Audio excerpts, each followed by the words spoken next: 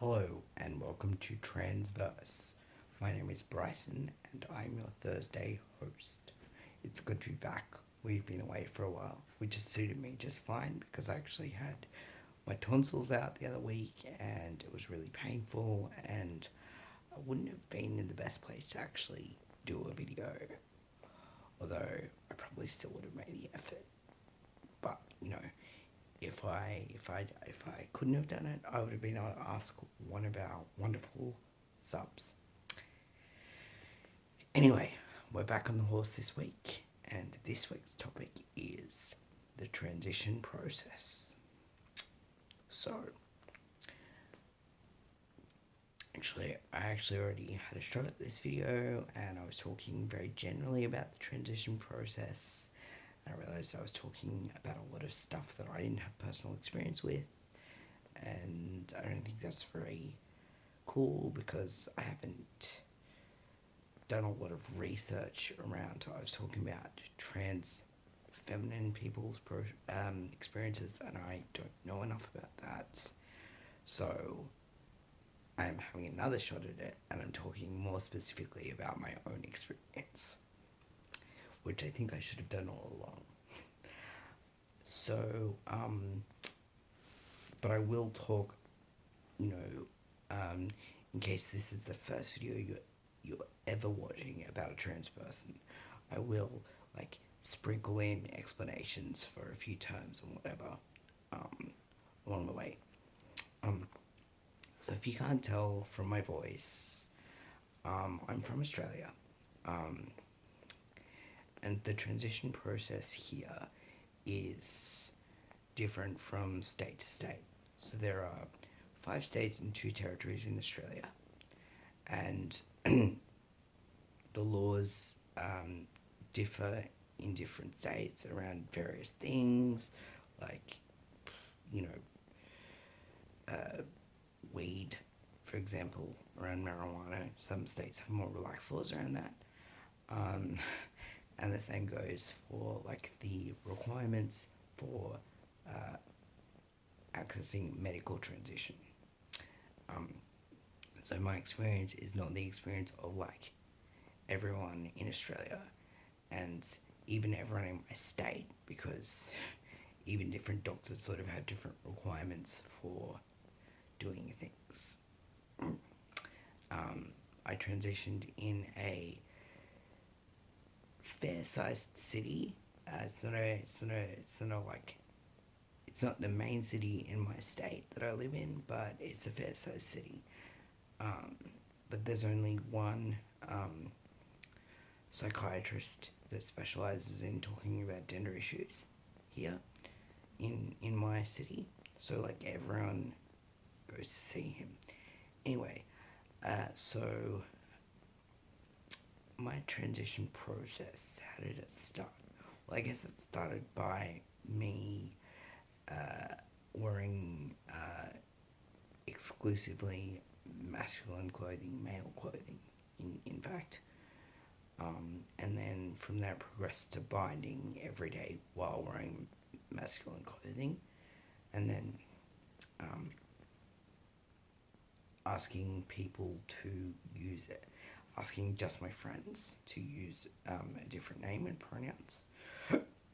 And then progressing on to asking everybody at large to use a different name and pronouns. And that's what's known as socially transitioning. So it's when you make it known to the world that you want to be perceived as a different gender to the one you currently are. And some people, socially transitioning is all they do. Sorry, my cat just bumped me. And that's okay. But many people socially transition first and then go on to medically transition, which is what I did.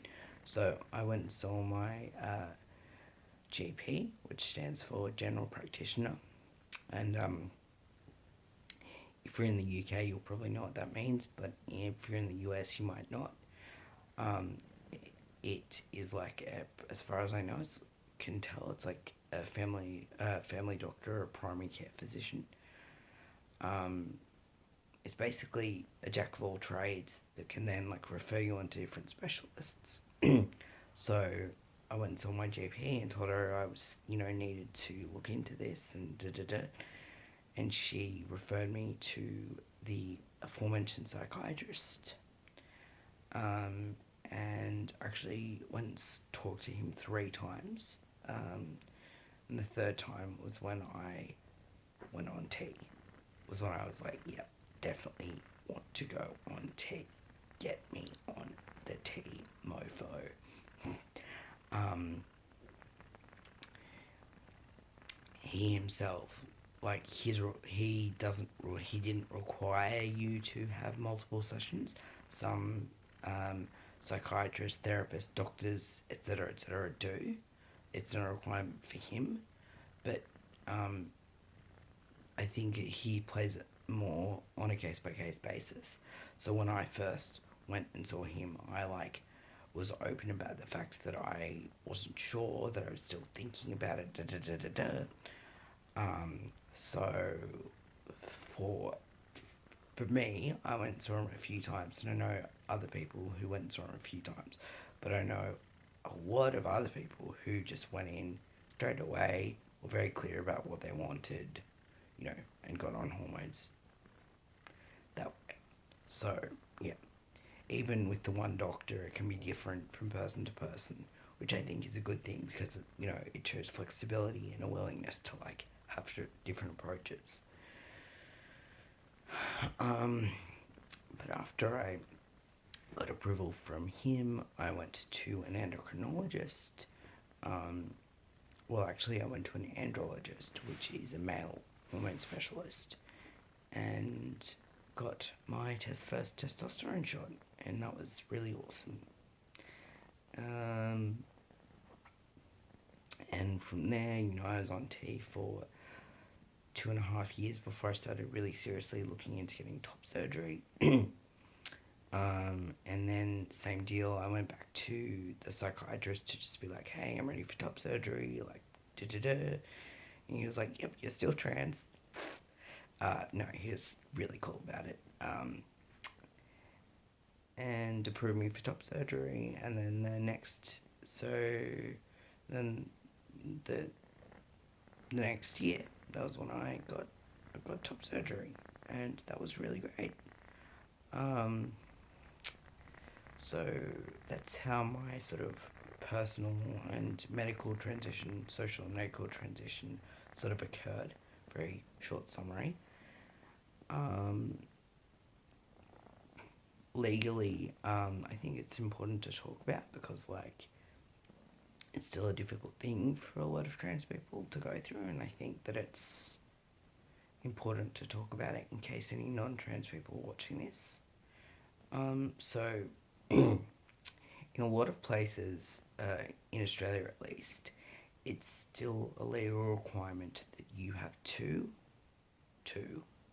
irreversible medical treatments to be able to change the gender on your birth certificate. And in some places, it's required that you are physically unable to have biological children.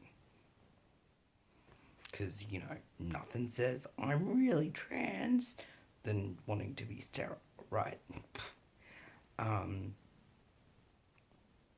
So in a lot of states in Australia, that's still the case.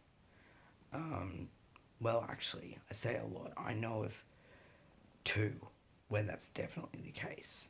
It's slowly changing though, because not all trans people want to become infertile. Not all trans people can afford all the medical treatments they might require in time. They might have to go for years without the correct gender identification. It's just crazy. So luckily it's changing. But for me, because of where I was born, it's just luck of the draw. Basically, I was just able to again go and see the psychiatrist and be like, "Hey, can you sign this form?" And he was like, "Hey, yes, I can." And he just signed this form, and the form was basically like, I have seen this patient, um, you know, they were registered this at birth, and now they identify as this, and I've been seeing them for this long, and they've been, you know, did it for this long. Like, I've been seeing them for treatment for this long, and that was it. It was so easy, you know, and I really wish that it was the same in every state. Well, not just in every state, in every country in the world. Like, that's what it should be. You know, you should just be able to change your gender marker. You know.